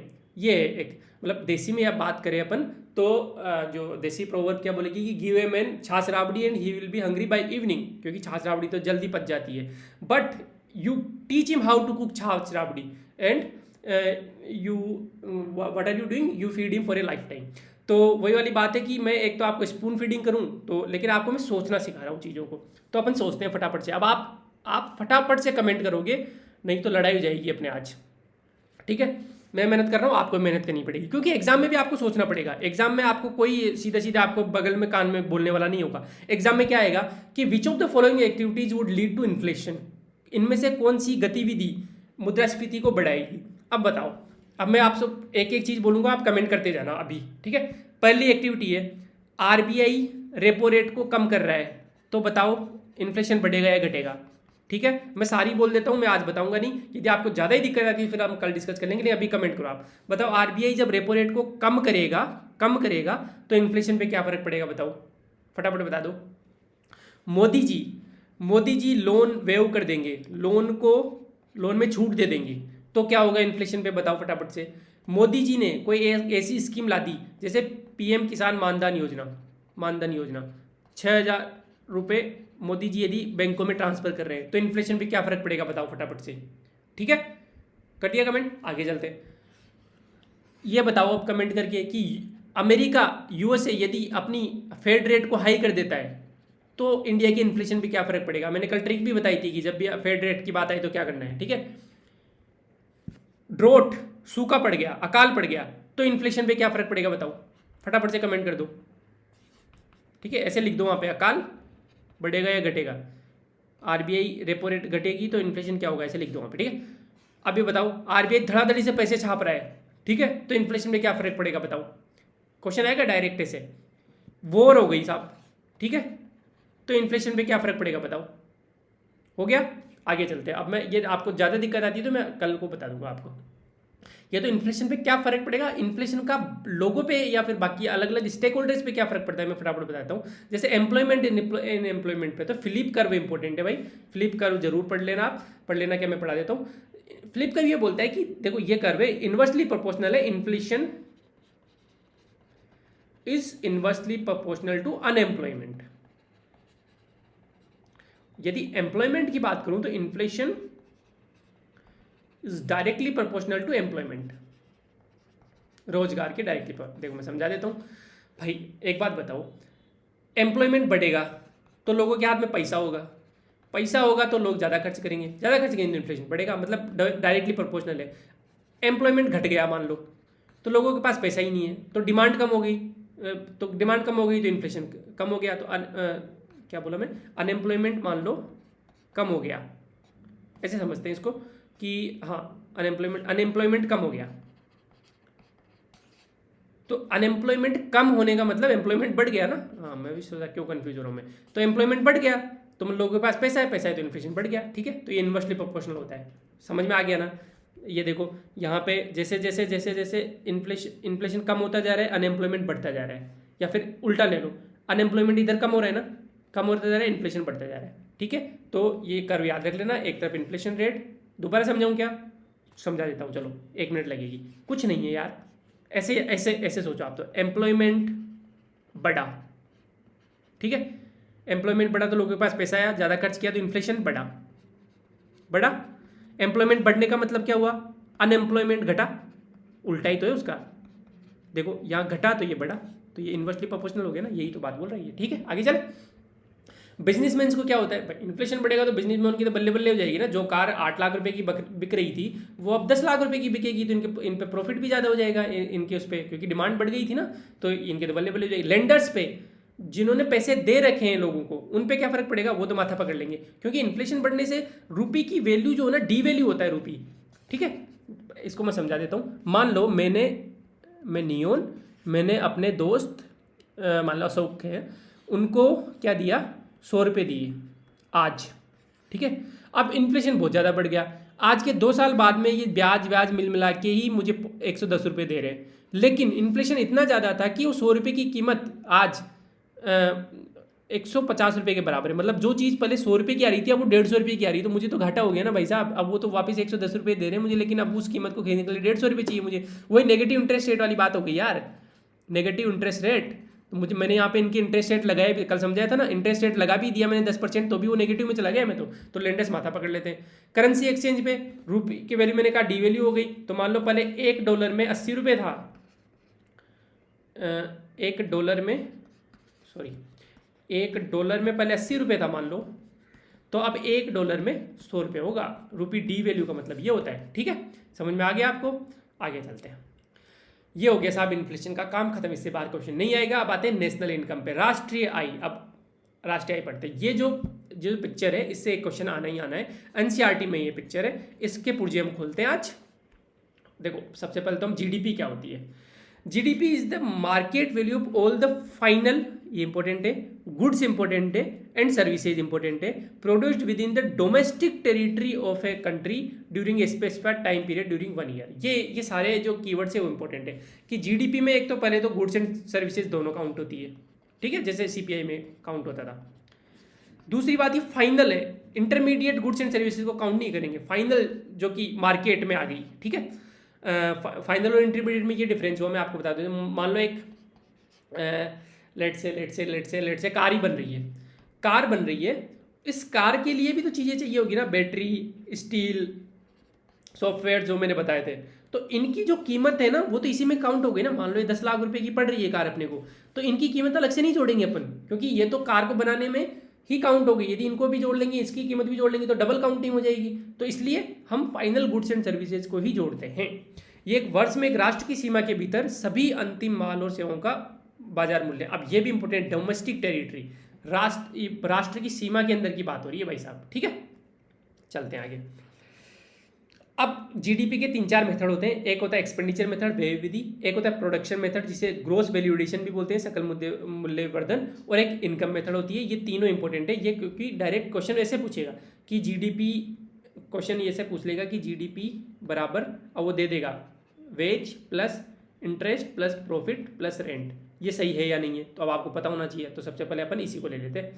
देखो होता क्या है, income सबसे पहले ये लेते हैं, चलो एक्सपेंडिचर मेथड। एक बात बताओ, जो भी चीज़ें लोग खर्च कर रहे हैं उसी से तो अपने देश की जीडीपी चल रही है। अल्टीमेटली लोगों के पास पैसा है, जैसे कार है, कार खरीदने में जा रहा हूँ, कार पे मैं खर्चा कर रहा हूँ, तो जीडीपी बढ़ रही है। तो ऐसे करके सारे जो लोग हैं इस अपने भारत में, भारत के टेरिटरी के अंदर रह रहे हैं, उनको जो भी खर्चा है वो जोड़ लेंगे तो जीडीपी आ जाएगी। तो वैसे ही जैसे जीडीपी में होता है चिकजम, ये याद रखना, चिकजम। ठीक है, चिकजम मतलब consumption, investment, government expenditure, export minus import. ठीक है, तो ये चिकजम क्या होता है भाई, कंजप्शन एक्सपेंडिचर, मतलब जो हाउस होल्ड, जो अपने जैसे लोग हैं वो ये कर रहे हैं किस किस चीज़ों में। मान लो ब्रेड खरीदने गया, मैं आटा खरीद लाया, देखो मुझे खाने की चीज़ें क्यों याद आ रही है, मैं मोबाइल खरीद लाया, तो ये कंजम्पशन एक्सपेंडिचर हो गया। दूसरा, जो बिजनेसमैन खर्चा करते हैं वो तो इन्वेस्टमेंट करते हैं, है ना, तो जैसे उन्होंने लैंड खरीद लिया, कुछ भी खरीद लिया, तो वो इन्वेस्टमेंट हो गया। गवर्नमेंट भी तो एक्सपेंडिचर कर रही है, किसी को सैलरी दे रही है, किसी को पेंशन दे रही है ना, डिफेंस पे खर्चा कर रही है, ये सब गवर्नमेंट एक्सपेंडिचर हो गया। Plus export minus import. अब ये क्यों कर रहे हैं अपन, क्योंकि देखो जीडीपी क्या होता है, जितने भी अपने सामान अपनी टेरिटरी के अंदर बनाए उन सबको काउंट होना चाहिए। अब जो एक्सपोर्ट हो गया वो भी तो अपने अंदर ही तो बना है, तो ये इन सब में तो काउंट होगा नहीं वो, क्योंकि वो माल तो एक्सपोर्ट हो गया।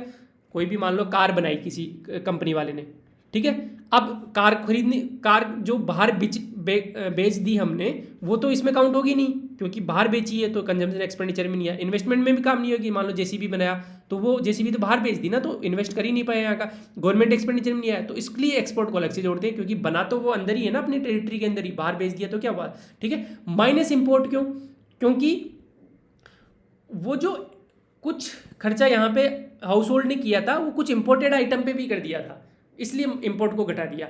मान लो जीडीपी हम कैलकुलेट कर रहे हैं, जीडीपी कैलकुलेट करने में हमने कंजप्शन एक्सपेंडिचर हाउस होल्ड का 100 ले लिया, लेकिन हमें बाद में पता चला कि यार इसमें 100 में से मान लो 5 रुपये तो बाहर के आइटम जो बने थे ना उनमें खर्च किया था, इसलिए इंपोर्ट घटा दिया, ताकि अपने जो जीडीपी में सिर्फ वही आए जो with in the domestic territory produce हुए हैं। समझ में आ गया अच्छे से, है ना। तो जीडीपी अब एग्जाम के लिए क्या काम का है, चिकजम काम का है। GDP is equal to consumption expenditure plus investment plus government expenditure plus export minus import. अब वो ऐसी कलाकारियां करेगा, माइनस एक्सपोर्ट प्लस इंपोर्ट कर देगा। अब आप वहाँ पे कंफ्यूज हो जाओगे, कुछ नहीं, मैंने आपको कंसेप्ट बता दिया है कि इंपोर्ट को क्यों घटा रहे हैं, क्योंकि डोमेस्टिक टेरिटरी के अंदर जो भी है वो उसको कैलकुलेट करना है, और इंपोर्ट तो क्या हुआ बाहर से लाया गया, इसलिए इंपोर्ट को हटा दिए। एक्सपोर्ट क्यों प्लस कर रहे हैं अपन, जोड़ क्यों रहे, क्योंकि हुआ तो वो अंदर ही है ना, लेकिन इन तीनों में आया नहीं वो, क्योंकि बाहर बेच दिया गया था, इसलिए एक्सपोर्ट हम अलग से काउंट कर रहे हैं। ठीक, समझ में आ गया। सकल घरेलू उत्पाद इक्वल टू उपभोग प्लस सकल निवेश प्लस सरकारी खर्च प्लस निर्यात माइनस आयात। ये तो हो गया साहब एक्सपेंडिचर मेथड। दूसरा प्रोडक्शन मेथड क्या होता है, सकल मूल्यवर्धन क्या होता है, जीवीए। अब एक बात बताओ, मान लो अब अल्टीमेटली मैं फैक्ट्री में जाके मान लो कैलकुलेट कर लूँ जीडीपी, तो भी तो सही आएगी जीडीपी, क्योंकि ये जो घरेलू खर्चा कर रहा है वो भी फैक्ट्री का माल का ही कर रहा है। मैं बिस्किट पे खर्चा कर रहा हूँ तो कहीं फैक्ट्री से बन के, ऐसा कोई चीज़ सोच लो जो कहीं बन के नहीं आई हो, जो आपके पास हो। कुछ भी देख लो आपके आसपास कमरे में, सब कुछ तो कहीं ना कहीं से तो बन के आया। ये पेन, बेडशीट, हैंडीक्राफ्ट, पर्दे, पंखे, कुछ भी, किताबें, कहीं ना कहीं से तो बन के आए ना। तो मैं यदि सीधा ही फैक्ट्री में जाके जीडीपी कैलकुलेट करूँ तो अच्छा है ना। तो जब हम फैक्ट्री साइड पे जाके जब जीडीपी कैलकुलेट करते हैं उसको प्रोडक्शन मेथड बोलते हैं, ठीक है। तो उसमें क्या होता है, total value of final goods and services minus value of intermediate goods. वही वाली चीज, मान लो कार की फैक्ट्री में चला गया मैं, कार की फैक्ट्री में कार की वैल्यू मान लो 10 लाख रुपए हो गई फाइनल, तो वो कैलकुलेट कर लूंगा, माइनस इंटरमीडिएट गुड्स की हटा दूंगा मैं उनमें से, क्योंकि इंटरमीडिएट गुड्स तो जब मैं स्टील की फैक्ट्री में गया था तब भी तो काउंट कर लिया था। मान लो स्टील की फैक्ट्री में 100 काउंट कर लिया था, और कार की फैक्ट्री में मैंने कर लिया 200 काउंट, ठीक है। तो अब ये जो स्टील यहाँ पे आई थी कार को बनने में, उसमें भी काउंट हो गई है, इसलिए जो इंटरमीडिएट है स्टील, इसको घटा देते हैं। तो कुल मिला के बात ये, GVA equal to total value of final goods and services minus value of intermediate goods and services, ठीक है। जो मध्यवर्ती वस्तुओं का, सेवाओं का मूल्य वो घटा देते हैं अपन। समझ में आ गया GVA. Gross value added, value कितनी एड हुई है, समझ में आ गया। अब जीडीपी और जीवीए में क्या अंतर होता है ये भी देख लेते हैं। ये तो जीवीए, ठीक है। अब एक बात बताओ, फैक्ट्री में बनके तैयार हो गई कार, बन के तैयार हो गई, खड़ी है भाई साहब फैक्ट्री में, शोरूम में नहीं खड़ी है, फैक्ट्री में खड़ी है। अब उस फैक्ट्री से मैं कहाँ बेच रहा हूँ कस्टमर को, शोरूम में, तो उस पर तो टैक्स लग जाएगा, और मान लो थोड़ी बहुत गवर्नमेंट ने सब्सिडी दे दी तो वो घटा देता हूँ मैं।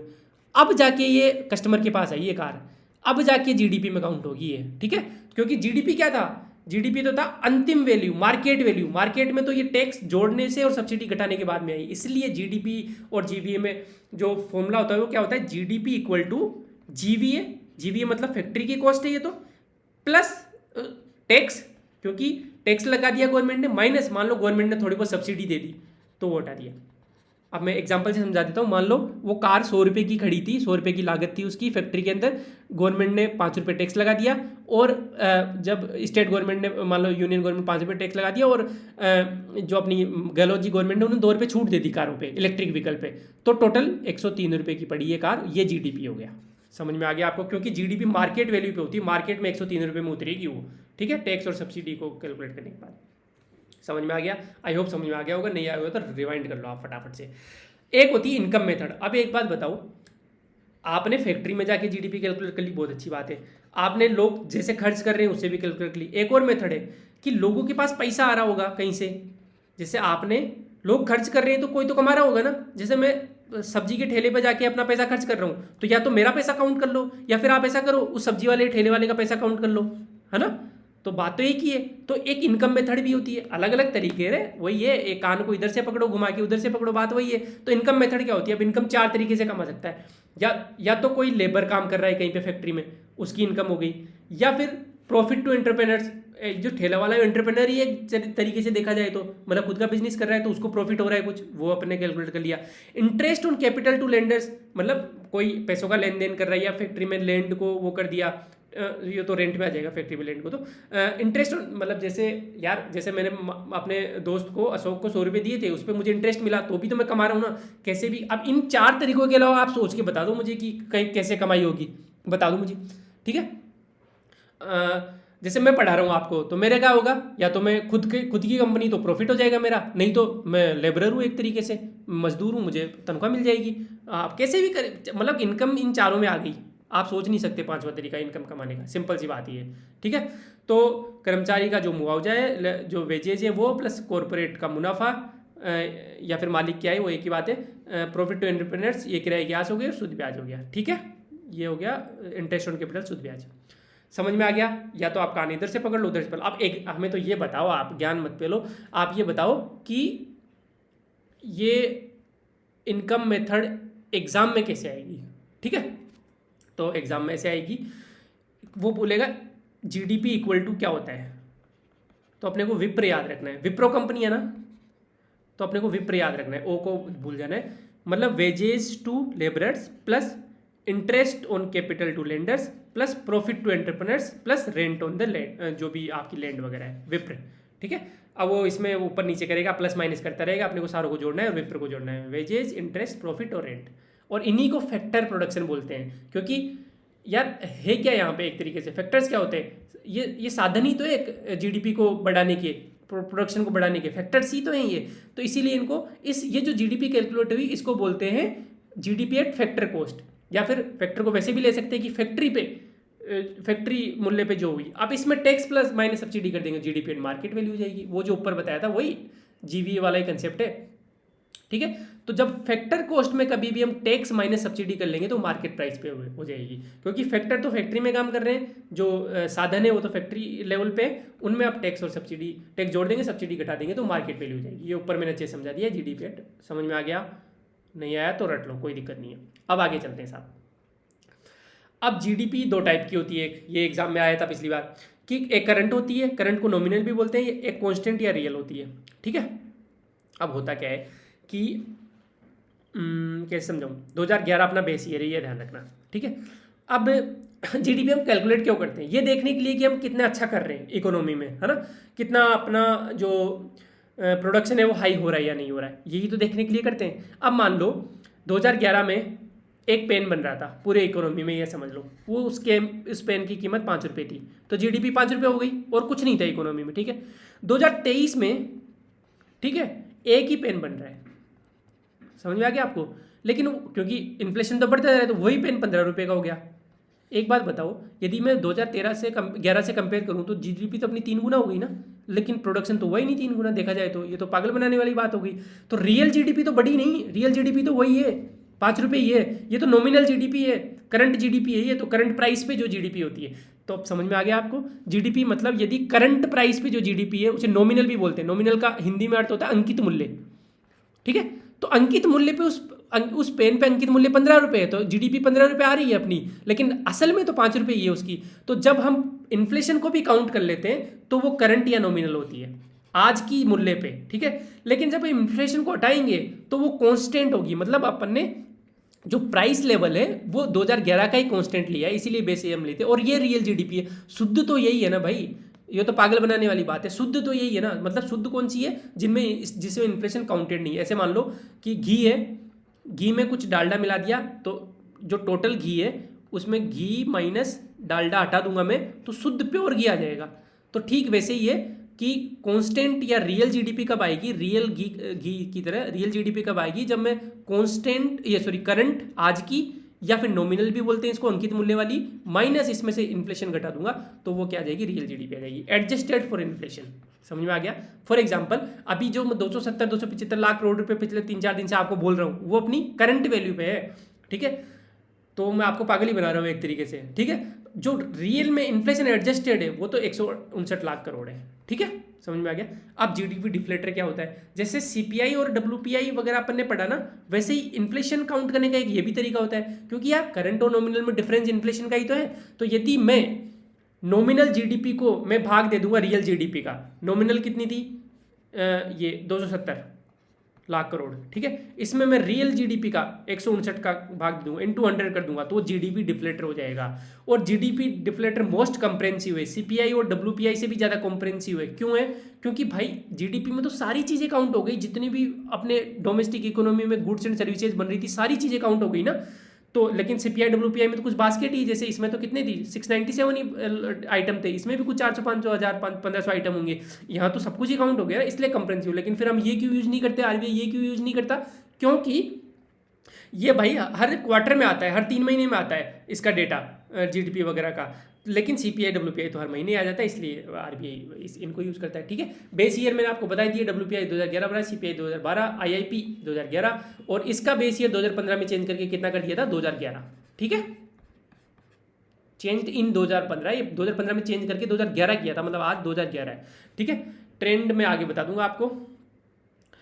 अच्छा जी, हाँ ये इससे सवाल आएगा इन दोनों स्लाइड से, अपन पढ़ते फटाफट। अच्छा, जीडीपी जो मान लो जीडीपी कम ज़्यादा होती है तो उसके अलग अलग कर्व होते हैं। अब मैं क्यों बता रहा हूँ ये, क्योंकि एग्जाम में फालतू में ये आप देख के डर जाओ, क्या फ़ायदा है बहुत लल्लू चीज़ कि वी शेप रिकवरी किसे बोलते हैं।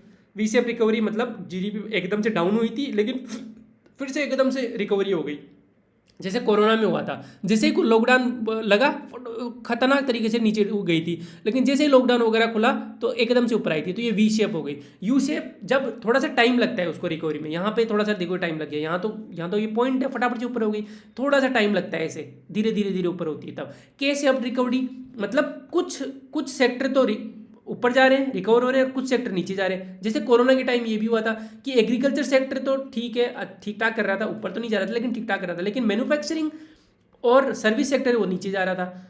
एग्रीकल्चर वाला तो ओनली सेक्टर विच क्या बोलेंगे, विच शोड या पॉजिटिव ग्रोथ 3.3 वाली, बाकी manufacturing and service sector showed negative growth. Okay, एक डब्ल्यू शेप, अरे वही मतलब डब्ल्यू कभी घटा फिर बढ़ा फिर घटा फिर बढ़ा, जीडीपी जब ऐसे चलती है तो उसे डब्ल्यू शेप बोल देते हैं। मतलब डरने की जरूरत नहीं है।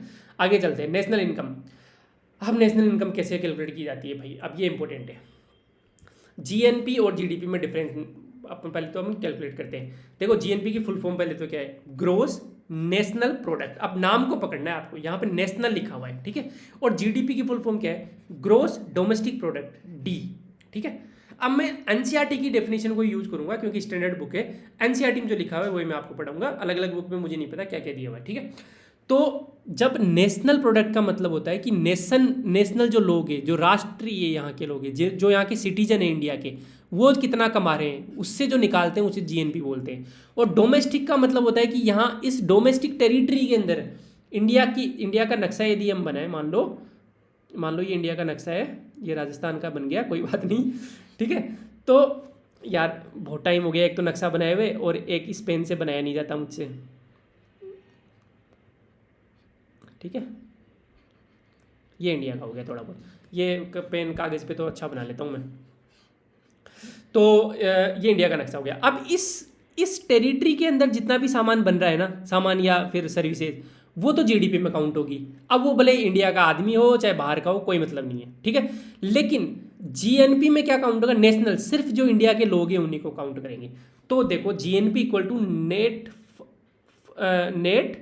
Foreign income from abroad plus GDP, विदेशों से प्राप्त निवल कारक प्लस जीडीपी। जीडीपी तो अब देखो जीडीपी हुआ, मान लो सारा हो गया जीडीपी प्लस, अब इसमें net foreign income from abroad में हम क्या करते हैं, जो बाहर के लोग हैं ना उनका तो घटा दो, और जो बाहर इंडियन लोग रह रहे हैं उनका जोड़ दो, ठीक है। जो Indians living outside minus non Indians living inside our territory, ये हो गया net foreign income from abroad. Net का मतलब वही है ना, नेट मतलब घटा दो टोटल में से, तो हुआ। अब देखो मैं फटाफट से समझाता हूँ, ज़्यादा कंफ्यूज होने की जरूरत नहीं है। यदि नेशनल प्रोडक्ट मुझे जानना है कि भारतीयों ने कितना कमाया, ठीक है, तो मैं क्या करूँगा, टोटल कितना कमाया जीडीपी अपने, ये डोमेस्टिक इसमें हो रही है, यहाँ हो रही है, प्लस यहाँ पे कुछ लोग बाहर बाहर वाले रह के भी कमा रहे होंगे ना, है ना, तो उसको घटा दो, non Indians living in India उसको घटा दो, ठीक है, और कुछ भारतीय बाहर भी कमा रहे होंगे उसको जोड़ दो। अब मैं एग्जांपल से आपको समझाता हूँ। अब एक बात बताओ, जीएनपी के अंदर, जीडीपी के अंदर तो सब कुछ के अंदर वो हो जाएगा, एग्जांपल से समझाता हूँ मैं आपको, कंफ्यूज मत हो।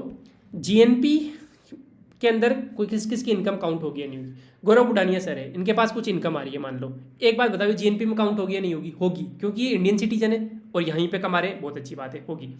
जीएनपी में आलिया भट्ट की होगी या नहीं होगी, मैं बोलूँगा नहीं होगी, क्यों, कमा तो यहीं रही है और इंडियन सिटीजन भी है, नहीं, Alia Bhatt actually British citizen है। आप बोलोगे यार बहुत ध्यान रखते हो, आलिया भट्ट का रखना पड़ता है यार, क्या करें आपको एग्जांपल देने के लिए।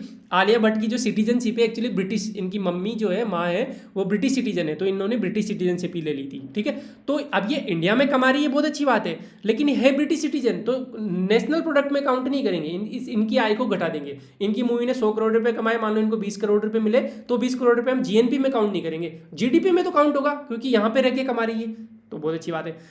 अक्षय कुमार भी कनाडा की इनकी पास सिटीजनशिप है, तो अक्षय कुमार की ओ माय गॉड 2 आ रही है, इनमें मान लो इनको 20 करोड़ रुपए फीस मिली, तो वो जीएनपी में काउंट नहीं होगा, जीडीपी में जरूर काउंट होगा, क्योंकि इंडिया के में रह के कमा रहे। अपने मित्तल जी हैं, लक्ष्मी निवास मित्तल जी, ये चूरू के, we are proud of him कि राजस्थान से कोई इतनी जगह, इतनी बड़ी पोजीशन पे पहुंचा है। अब ये लंदन रहते हैं भाई साहब, लेकिन इन्होंने सिटीजनशिप नहीं छोड़ी, ये आज भी इंडियन ही है।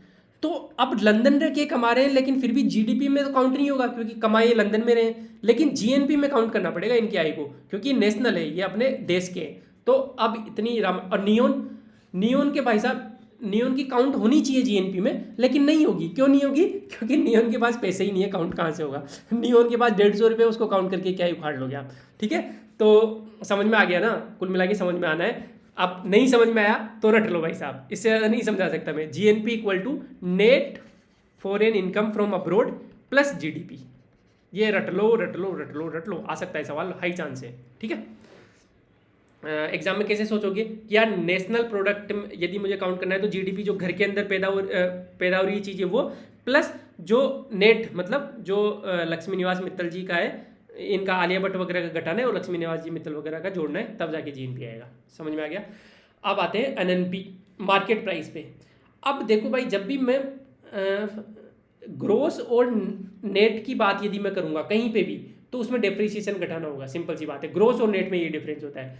तो net national product at market price, ये सब मार्केट प्राइस ही तो है। लास्ट में जो जैसे मूवी का टिकट भी गया तो मार्केट में आ गया ना। NNP at market price equal to gross minus depreciation. Depreciation मूल्य आती है, जैसे मान लो मैं जीडीपी कैलकुलेट कर रहा हूँ, अब जीडीपी कैलकुलेट करने में मैंने जेसीबी की कीमत भी जोड़ ली, जो फैक्ट्री से निकली हुई 18 लाख रुपए, जेसीबी महंगी आती है यार, 40 लाख की आती है शायद, तो 40 लाख रुपए कीमत मैंने जोड़ ली। लेकिन यार 5 साल बाद में मैं 40 लाख जोड़ूंगा तो गलत बात है ना, उसका मूल्य भी तो हास हो रहा है, तो वो 5 साल बाद में तो उसकी कीमत 15 लाख ही रह जाएगी। तो जब मैं उसको घटा दूंगा तो नेट आ जाएगा। तो एग्जाम के लिए बताऊँ मैं, तो एग्जाम में कुछ नहीं, नेट और ग्रोस में रिलेशनशिप पूछेगा वो, तो ध्यान रख लेना, ग्रोस नेट तब आएगा जब ग्रोस में से डेप्रिसिएशन घटा दूंगा, बस ये याद रख लेना।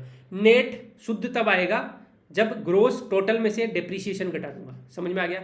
अब आते हैं एनएनपी, फैक्टर कॉस्ट और मार्केट को प्राइस में वही वाली बात है, मैंने 50 बार बता दिया कि जब फैक्टर कॉस्ट और मार्केट प्राइस की कभी भी बात हो, फैक्टर कॉस्ट मतलब फैक्ट्री में पैदा हो रही है, मार्केट प्राइस मतलब उतर चुकी है, तो क्या अंतर होगा इनमें, टैक्स और सब्सिडी का ही अंतर होगा, है ना। तो जब मुझे फैक्टर कॉस्ट पे कैलकुलेट करनी है, फैक्ट्री की कीमत कैलकुलेट करनी है, तो मार्केट की कीमत में से टैक्स तो घटा दूंगा क्योंकि टैक्स लग चुका है मार्केट की कीमत पे, प्लस सब्सिडी जोड़ दूंगा, है ना। या उल्टा सोच लो कि मार्केट की कीमत निकालनी है मुझे, है ना, तो मैं क्या करूंगा, फैक्ट्री की कीमत में टैक्स जोड़ दूंगा और सब्सिडी घटा दूंगा। ये भी बात सही है, कैसे भी सोच लो। अच्छा, इंपॉर्टेंट ये क्वेश्चन आएगा कि नेशनल इनकम किसको बोलते हैं। ये जो एनएनपी एट फैक्टर कॉस्ट है ना, इसको नेशनल इनकम बोलते हैं। ये रट लो, सिंपल सी बात है। इंडिया ने ये डिसाइड किया है कि हम नेशनल इनकम किसको बोलेंगे, NNP, net national product at factor cost, निवल या शुद्ध राष्ट्रीय उत्पाद जिसे बोलेंगे, किस पे, बाजार मूल्य पे नहीं, किस पे बोलेंगे, फैक्टर, इस पे सकल, क्या नाम था फैक्टर कॉस्ट को हिंदी में क्या बोलेंगे आप देख लेना यार, ऊपर मैंने हिंदी की हुई है, साधन लागत पर। ठीक है, हो गया साहब, यहाँ तक कोई दिक्कत नहीं है। इनको आप देख लेना दोबारा, इस वाले पार्ट को, ये दोनों स्लाइड्स को आप दोबारा देख लेना, आगे ये 2 स्लाइड से, क्योंकि ये एग्जाम में क्वेश्चन आने के हाई चांस है। या और ये जो चित्र है ना, ये जो है ना, इसको आप दिमाग में बैठा लो, इससे भी आपकी बहुत सारी चीज़ें हो जाएगी। देखो जीएनपी क्या है, जीडीपी प्लस एनएफआई है, दोनों डिब्बों को मिला के एक डिब्बा हो रहा है ना, तो यही तो पढ़ाया था, GNP equal to NFI plus GDP, और मैंने समझा भी दिया आपको एग्जाम्पल से। और जब नेट और ग्रोस में अंतर क्या है, तो नेट में जब डिप्रिसिएशन जोड़ूंगा तो ग्रोस आएगा, और मैंने उल्टा पढ़ाया था, एक ही बात है, जब मैं ग्रोस में से डिप्रिसिएशन घटा दूंगा तो एनएनपी आएगा, ग्रोस में से डिप्रिसिएशन घटा दूंगा तो नेट आएगा, वही वाली बात है। अब यहाँ पे आ जाओ, फैक्टर कॉस्ट और मार्केट प्राइस में कैसे जाते हैं, जब फैक्टर कॉस्ट में जब मैं इनडायरेक्ट टैक्स जोड़ दूंगा और सब्सिडी घटा दूंगा तो मार्केट प्राइस आ जाएगी, बहुत अच्छी बात है। और ये 2 डिब्बे अपने काम के नहीं है, इसको मैं थोड़ा सा एक्सप्लेन कर दिया, ये थोड़ा कॉम्प्लिकेटेड है, आपके समझ में भी नहीं आएगा, अभी दिक्कत होगी, और मतलब एग्जाम की बहुत कम यूटिलिटी है, तो अभी के लिए छोड़ देते हैं, फिर मेंस में अपन इसको अच्छे से पढ़ लेंगे। ये कमर्शियल टैक्स वगैरह आएगा, मतलब पर्सनल इनकम में यदि मैं कमर्शियल टैक्स वगैरह जोड़ दूंगा, सब कुछ जोड़ दूंगा, तो फिर वो नेशनल इनकम आ जाएगी, काम का नहीं है अपने। ये इंपॉर्टेंट है, पर्सनल डिस्पोजेबल इनकम और पर्सनल इनकम में। देखो पर्सनल इनकम में से मैं यदि टैक्स और नॉन टैक्स घटा दूंगा तो डिस्पोजेबल इनकम बचेगी ना, सोचो ना, मतलब डिस्पोजेबल इनकम क्या बोलते हैं, मैं कितना खर्चा कर सकता हूँ। अब मैंने कमाई तो 10,000 रुपये, अब उस पर मुझे कुछ टैक्स लग गया 100 रुपये का या 1,000 रुपये का मान लो, और नॉन टैक्स लग गया कुछ, मान लो कहीं कहीं को फाइन लग गया मेरे ऊपर, मान लो लगा, वो ट्रैफिक पुलिस वाले ने मेरे पे चालान काट दिया, मान लो 2,000 रुपये का टोटल, तो मेरे पास बचे तो 7,000 रुपये ही है ना। तो पर्सनल डिस्पोजेबल इनकम तो फिर टैक्स और नॉन टैक्स की जो भी खर्चे हुए वो घटाते हैं तब वो आती है। तो यही वाला कंसेप्ट है, ज़्यादा टेंशन मतलब इसको। पर्सनल डिस्पोजेबल इनकम जो प्राइवेट आई है वो तो व्यक्तिगत आय minus tax payments minus non tax payment, मतलब फाइन वगैरह, और टैक्स पेमेंट मतलब जैसे इनकम टैक्स दे दिया या कुछ भी दे दिया, ठीक है। ओके, इंडिया की जीडीपी के हिसाब से अपन देखें पर कैपिटा, अच्छा पर कैपिटा इनकम कैसे निकालते हैं, पर कैपिटा इनकम होता है national income divide by population. अब नेशनल इनकम मैंने बता दिया कौन सी होती है, ये वाली होती है एनएनपी एट फैक्टर कॉस्ट। अब ये रट लो आप कि इंडिया ने कौन सा डिसाइड किया हुआ है national income, NNP eight factor cost, net national product at factor cost, जो फैक्ट्री पे जो कॉस्ट है उस पे जो एनएनपी होती है उसको, ठीक है। अब ये अपन निकालते हैं, वर्ल्ड बैंक निकालता है, तो अपनी जो कंट्री आती है वो लोअर मिडिल इनकम में आती है, ध्यान रखना। 4 ब्रैकेट में बांटा हुआ है वर्ल्ड बैंक ने कंट्रीज को, हायर इनकम जैसे अमेरिका जैसी countries, upper middle, lower middle और लोअर इनकम।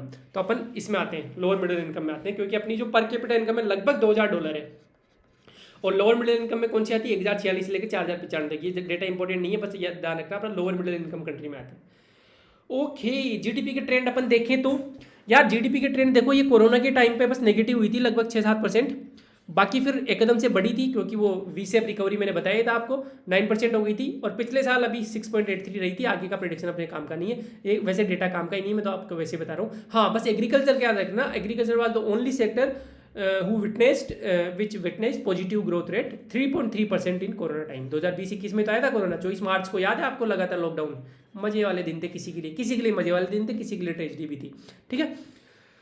हाँ तो भाई अच्छा, अब तक इंडिपेंडेंस के बाद 1947 के बाद में 4 बार ऐसा हुआ है कि नेगेटिव ग्रोथ में गए, मतलब जीडीपी नेगेटिव हुई है 5-6% और ये सब तो ठीक है। तो एक तो कोविड में हो ही गया, उसके अलावा एक बार 1962 में वॉर हुई थी, पता है आपको, और सूखा भी हुआ था।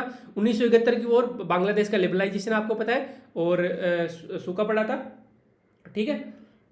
उसके बाद में 1979 की पॉलिटिकल इनस्टेबिलिटी याद है, 1975 में अपने के इमरजेंसी लग गई थी, फिर 1977 में जनता पार्टी की गवर्नमेंट आ गई थी, मोरारजी देसाई साहब को फिर चौधरी चरण सिंह ने रिप्लेस कर दिया था, और फिर 1980 में वापस इंदिरा गांधी जी आ गए थे। तो मतलब जब किसी देश में इतनी 2-3 साल में 3-4 पीएम बदल जाएं तो फिर वो क्या पॉलिसी बनाएंगे, क्या कैसे ध्यान दे पाएंगे, तो इसलिए भी पॉलिटिकल इनस्टेबिलिटी आ गई थी और सूखा भी आ गया था।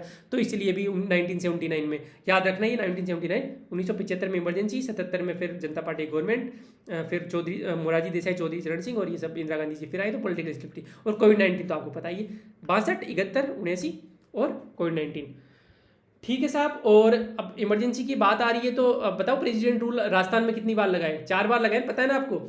एक बार 1977 में लगाए, नहीं 1967 में लगाए, पहला 67 में लगाए, फिर 77 में लगाए, फिर 80 में लगाए, और फिर 1993 में लगाए। ये 4 बार लगाए अपने। 2 बार तो भैरों सिंह जी शेखावत के टाइम पे लगा था, एक बार शायद मैं भूल गया हूँ शिवचरण माथुर जी तो अभी लेटेस्ट थे, मैं भूल गया हूँ कि किसके वक्त लगा था, ठीक है। लेकिन आप ये याद रख लेना, मैं तो थोड़ा बहुत इंटरव्यू के लिए पढ़ लेता हूँ, इसलिए थोड़ा सा याद है मुझे। 4 बार लगा था, 67, 77, 80 और 1983। और पहली बार नॉन कांग्रेस गवर्नमेंट कब आई थी? राजस्थान में भी 1977 में आई थी जनता पार्टी की गवर्नमेंट, ठीक है। भैरव सिंह शेखावत जी थे जो कि पहले नॉन कांग्रेस मुख्यमंत्री थे अपने।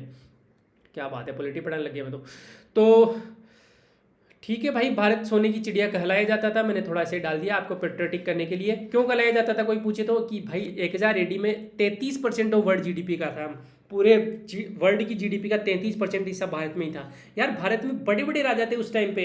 यदि साउथ की बात करें तो चोला चालुक्य राष्ट्रकूटा, ये इधर डेक्कन में कर्नाटका में ये होयसाला किंगडम था। उसके अलावा दिल्ली में तोमर राजवंश था, अपने यहाँ पे गुइल सिसोदिया राजवंश, तो तगड़े तगड़े राजवंश थे। फिर उपनिवेशीकरण शुरू हुआ अंग्रेज, उससे पहले ये गोरी वगैरह आए बाहर से, ये क्या नाम है, स्लेव डायनेस्टी आई, फिर अंग्रेज आए तो उन्होंने तो फिर अपनी हालत ख़राब कर दी। तो अंग्रेज जब गए थे तब तो हालत ही ख़राब थी। आज की यदि हम बात करें 2022 की, तो सिर्फ हम 3.4% है, डॉलर नहीं परसेंट है वर्ल्ड जीडीपी का, ठीक है। नॉमिनल जीडीपी में बात कर रहा हूँ। यदि पीपीपी के टर्म में बात करें तो कुछ 7% के आसपास है, लेकिन ठीक है नॉमिनल पे अपन बात करते हैं 3% ये लगभग। बताओ 33% से 3% गिर गए अपन। और ये तो आज है, जब हम शायद अंग्रेज गए थे तब तो शायद 1 ही थे वर्ल्ड जीडीपी का। तो समझ रहे हो आप, सोने की चिड़िया सच में थे हम यार। Okay, thank you so much इतनी देर मुझे झेलने के लिए। कर भला तो हो भला यार, कमेंट वगैरह कर दिया करो। देखो मैं पंखा भी ऑफ करके आपके लिए वीडियो शूट करता हूँ ताकि आपके तक ये क्या नाम है अच्छे से आवाज़ जाए। बहुत लोगों के पास ईयरफोन वगैरह नहीं होता, पसीने पसीने हो जाता हूँ, तो मैं डिजर्व करता हूँ एक लाइक तो। हाँ यदि आपका टाइम खराब हो रहा है फिर भी, क्योंकि यार मेहनत तो गधा भी करता है, तो आप डिसलाइक कर सकते हो और नेगेटिव कमेंट भी कर सकते हो, कोई दिक्कत नहीं है। आप मुझे कंस्ट्रक्टिव फीडबैक भी दे सकते हो कि सर ऐसा मत करो, ऐसा करो वगैरह वगैरह। इंप्रूवमेंट हुआ भी है, जैसे PYQ मैंने डाले हैं देखो। उसके अलावा हिंदी भी मैंने थोड़ी बेटर करने की कोशिश की है, और भी अपन करते रहेंगे, ठीक है। तो जब भी आप देख रहे हो उसके लिए आपको गुड नाइट, गुड मॉर्निंग या गुड आफ्टरनून, ठीक है। राम राम।